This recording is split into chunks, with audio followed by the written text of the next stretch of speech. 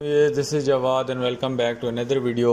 तो इस्लामियात के काफ़ी बच्चे नीचे कमेंट्स पे कमेंट्स करी जा रहे थे कि इस्लामियात का पेपर बता दें, तो मैं ले आया हूँ आपके लिए SLOs बेस्ड प्रॉपर एक जो सारा पेपर है वो लेके आ गया हूँ आपके लिए।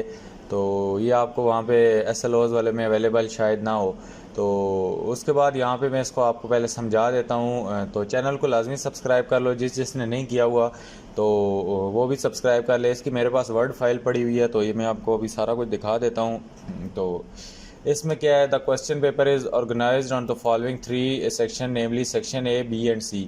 Question posed may be text derived from unseen but in similar pretext and difficulty level as per lesson taught in a course. Distribution of the question with respect to cognitive domain with each section shall roughly be around 3% knowledge, 50% understanding and 20% application.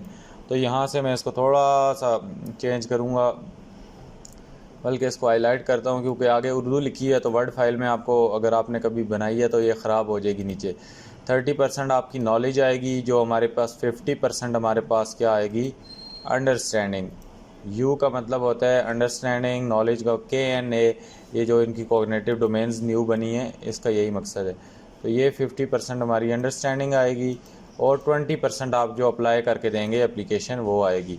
तो यहाँ पे questions इस तरह design किए जाएंगे कि candidates उसको आराम से कर ले, और ये भी आपको बिल्कुल इतना आपको इस तरह सवाल जवाब दिए जाएंगे ताकि आप उसको बआसानी कर लें। तो यहाँ पे सेक्शन A पे आते हैं। तो सेक्शन A में क्या होगा कि 10 MCQs आपके पास होंगे, जो कि आप सबको पता है SLOs पैटर्न के मुताबिक भी 10 MCQs ही होंगे और ये कंपलसरी होंगे। और इसमें जो हिस्सा कुरान है, तो इसमें जो हिस्सा अव्वल है, इसमें से हिस्सा कुरान में से 5 आपको MCQs आएंगे, और जो हिस्सा हदीस है, हदीसों में से आपको टोटल 2 MCQs आएंगे। और उसके बाद हिस्सा मौज़ूआत से मतलब हिस्सा कुरान से मतलब है कुरान पाक की आयात। हदीस से मुराद आपको पता है कि कौन सी हदीसें हैं, और हिस्सा मौज़ूआत से मुराद आपको पता है जो आपके चैप्टर्स है, आपके जो तहारत वाला चैप्टर है, इस तरह के जो चैप्टर्स है उसमें से 3 MCQs आएंगे।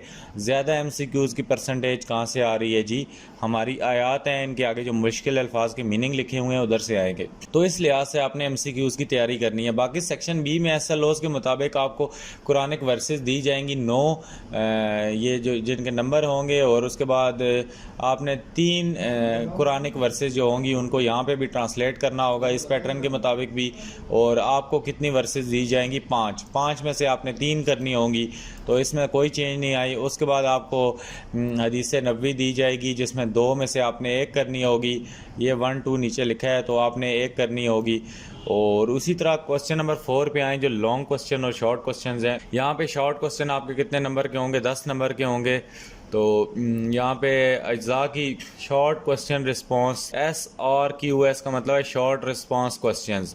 तो ये शॉर्ट रिस्पांस क्वेश्चन जो होंगे 2 नंबर का एक एक क्वेश्चन होगा, और ये कैंडिडेट्स को अटैम्प्ट करने होंगे 5, और जिनके कितने नंबर होंगे 5 2 10। तो यहाँ से हिस्सा कुरान मतलब के जो आयात हैं आपकी, उनमें से 3 सवालात आएंगे। हदीस में से आपको 1 क्वेश्चन आएगा, और उसके बाद जो हिस्सा मौज़ूआत है इसमें से भी 3 सवालात आपको आएंगे। मुझे उम्मीद है कि इस तरह डिटेल से आपको पहले किसी ने नहीं बताया होगा कि कितने सवाल कितने चैप्टर में से आएंगे। तो ये SLOs बेस इस्लामियात का मैं पहली बार इस तरह का लेके आया हूँ आपके लिए। बाकी full book video, MCQs video, important आयात, वो सारा कुछ बाद में लेके आऊँगा।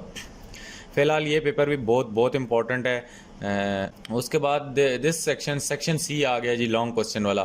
3 extended response question. Extended response question ये SLOs की टर्म इन्होंने यूज़ की है यहाँ पे, तो ये वही आपके लॉन्ग क्वेश्चन हैं।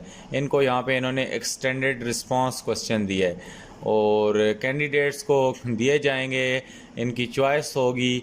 तो it comprises of 2 parts question in deemed necessary by paper setter in order to balance out the distribution of various concept knowledge from definite cognitive domains. आपको ने देखा होगा कि फेडरल बोर्ड वाले आजकल कॉग्निटिव डोमेन्स का बहुत ज़्यादा यूज़ कर रहे हैं।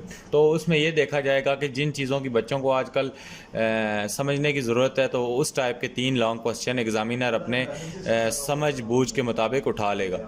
तो नीचे अगर हम आएँ तो यहाँ पे हमारा इसने डिस्क्लेमर दिया हुआ है, ये चीज़ें समझ लें पहले, आपको आसानी होगी। यहाँ पे नॉलेज 30%, उसके बाद जो अंडरस्टैंडिंग है 50%, और उसके बाद जो हमारे पास 20% एप्लीकेशन दी जाएगी। उसके बाद यहाँ पे हम नीचे आ जाएं तो ये कॉमन वर्ड्स वगैरह आप ये चीज़ें पढ़ सकते हैं।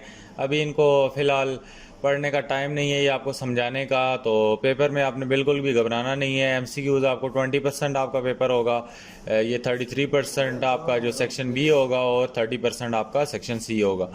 नीचे आए तो ये सारे आपको मज़ीद इन्होंने समझाने की डिटेल चीज़ें दी हुई हैं। तो यहाँ पे फेडरल बोर्ड का जो एक SLOs बेस्ड मॉडल पेपर है, ये आपके सामने प्रेजेंट कर दिया गया है।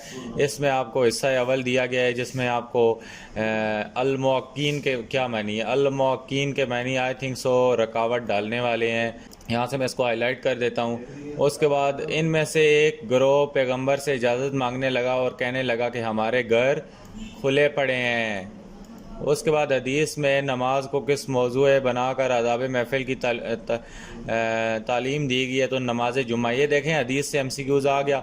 ये आपको पहले दो MCQs हैं, ये आपको सूरत अल अहज़ाब से आए हुए हैं। तो उसके बाद यहाँ पे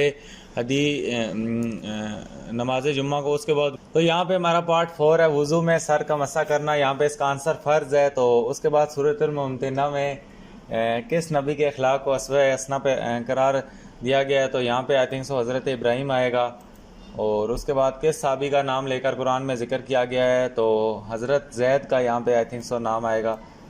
उसके बाद हदीस के मुताबिक रमज़ान के रोज़ों के नतीजे में गुनाहों की माफ़ी की शराइत क्या हैं, तो यहाँ पे सब्र और तकवा है। आई थिंक सो सब्र और तकवा अगर आप करेंगे तो आपको गुनाहों की माफ़ी होगी। इंसानी तमद्दन की इब्तिदा कहाँ से हुई, ख़ानदानी निज़ाम से। और नीचे अगर हम आएँ तो यहाँ पे किस पैगम्बर को सब्र की वजह से नेमल अब्द करार दिया गया, हज़रत अय्यूब अलैहिस्सलाम को। और उसके बाद किस गज़वा में अल्लाह ताला ने आंधी के ज़रिए अहले ईमान की मदद की, तो यहाँ पे गज़वा खंदक आई थिंक सो आएगा। तो ये गज़वा खंदक में हवा जब चली थी तो ख़ैमे उड़ गए थे, और इस तरह मेरे ख्याल से यही है। उसके बाद चलते हैं आगे। तो फेडरल बोर्ड का ये जो आपको दिया गया आयात, तो ये आयात में आपको बता देता हूँ। यहाँ पे इसमें से वाइज़ा यक़ूलुल मुनाफ़िक़ूना वल्लज़ीना फ़ी क़ुलूबिहिम, जिनके दिलों मुनाफ़िकों के दिलों में मर्ज़ था, तो ये वो वाली आयत है, इसको आपने लाजमी कर लेना है, बहुत इंपॉर्टेंट है। उसके बाद मा कान मोहम्मद आबान, मोहम्मद आप सल्लल्लाहु अलैहि वसल्लम में से किसी के बाप नहीं बल्कि वो ख़ातमे नबीन है, ये वो वाली है। उसके बाद इन्नल्लाह व मलाइकतहू, तो जब अल्लाह ताला ने मोमिनीन की मेरे ख्याल से मदद को फ़रिश्ते भेजे। और उसके बाद लन तफ़ाकुम अरहामा, तो यहाँ पे मेरे ख्याल से क़यामत के दिन के बारे में कोई है। और उसके बाद असल्लाहु या जलू, तो यहाँ पे इसको भी आपने देख लेना है। उसके बाद किसी हदीस का तर्जुमा और तशरीह करें। मन तख्ता रकाबन नासा, ये जुम्मे वाली हदीस है, तो जो आई थिंक सो दूसरों की गर्दनें फैलाते हुए जाएंगे तो उनको जहन्नम की आग होगी, इस तरह वाली है, ये देख लेनी है आपने बुक से। उसके बाद कुल्लकुम रागिन, ये वाली भी हदीस इंपॉर्टेंट है, इसको भी देख लेना है। उसके बाद जो इन्होंने इस पेपर में दिए हैं, ये मॉडल पेपर इंपॉर्टेंट है, ये नहीं कि जो बाकी वो जो 3 सेट्स आए उसमें से कुछ नहीं आया, तो इसमें से बहुत कुछ आ सकता है, इसलिए इसको आपने स्किप नहीं करना। ये कोई आम मॉडल पेपर नहीं है, तो इसको आपने सीरियस लेना है थोड़ा। उसके बाद सूरत अज़ाब की इब्तिदा में आप सल्लल्लाहु अलैहि वसल्लम को किन बातों की तलकीन की गई है, बहुत इंपॉर्टेंट क्वेश्चन है। उसके बाद अल्लाह और उसके रसूल सल्लल्लाहु अलैहि वसल्लम के फ़ैसले के बारे में अहले ईमान का क्या तर्ज़ अमल होना चाहिए, ये भी बहुत इंपॉर्टेंट है। उसके बाद सूरत मुमतन्ना में नबी करीम सल्लल्लाहु अलैहि वसल्लम ने औरतों को किन से बातों पर बैत लेने के लिए कहा है, ये भी बहुत इंपॉर्टेंट है। उसके बाद नमाज बाजमात के 2 आदाब दें, ये हदीस से आया हुआ है आपका क्वेश्चन, ये भी इंपॉर्टेंट है। उसके बाद तारत के बारे में एक हदीस लिखें, तो ये भी अताउर शत्रल ईमान वाली हदीस है, ये बहुत इंपॉर्टेंट है। अदाई शुक्र के 3 तरीके बयान करें, this is again a important question. और कसास और देश से क्या मुराद है, ये भी एक इंपॉर्टेंट क्वेश्चन है। आगे लॉन्ग क्वेश्चन में आए तो तफसीली जवाब में औलाद के हकूक़ व फ़राइज़ बहुत इंपॉर्टेंट क्वेश्चन है। और उसके बाद सवाल नंबर 6 में जिहाद के लगवी मैनी, इस्तिलाही मफ़हूम और रोज़मर्रा की ज़िंदगी में किस तरह जिहाद को अदा कर सकते हैं, बहुत इंपॉर्टेंट क्वेश्चन है। और कुरान की सुन्नत और रोशनी में सब्र व इस्तक़लाल की अहमियत बयान करें, again this is a very important question. तो ये था हमारा इस्लामियात का एक SLOs based model paper question paper जो मैं आपके लिए लाया हूँ।